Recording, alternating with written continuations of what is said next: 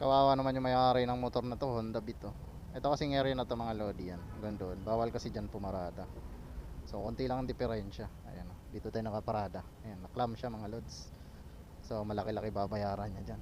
Bawal kasi yan yung sa may labas na ng ano, gutter kung tawagin yan dito sa pinaparadahan ko. Marami pa nang available na parking dito. Meron pa dun sa taas. Hanggang 4th floor to eh. Kaya lang siguro ito si Idol tinamad na dito na lang pumarada. Kaya shoutout sa iyo Lods. Yung motorsiklo mo dito nakaklam.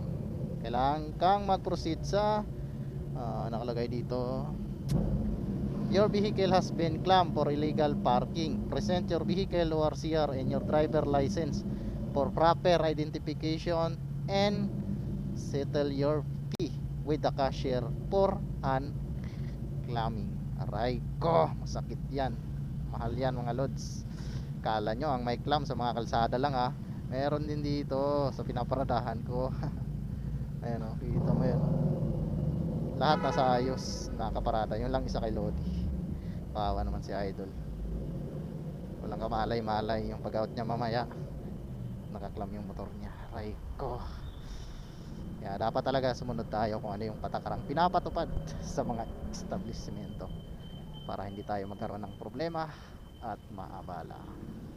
Right, sideline na naman tayo kay Lalamove mga lods. So time check tayo, 6:30. Sana makakuha tayo ng booking pauwi ng bahay dahil yung gasolina ko 2 bar na lang mga lodi. So kahit makakuha lang tayo ng halagang 100 lang, okay na yun, goods na yan. Matipid naman tong motor ko sa gas. So yung 100 na ito mga lods, panigurado full tank na yan. Doon tayo magpapagas sa mumurahing gasolinahan para maraming gas. Ganun lang. O yun, kainta oh.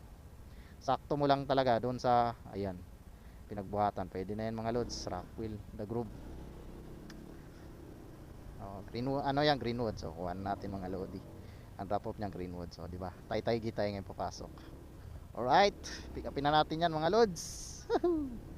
150 to, 100 lang hinihingi ko eh. Nilakyan mo naman masyado.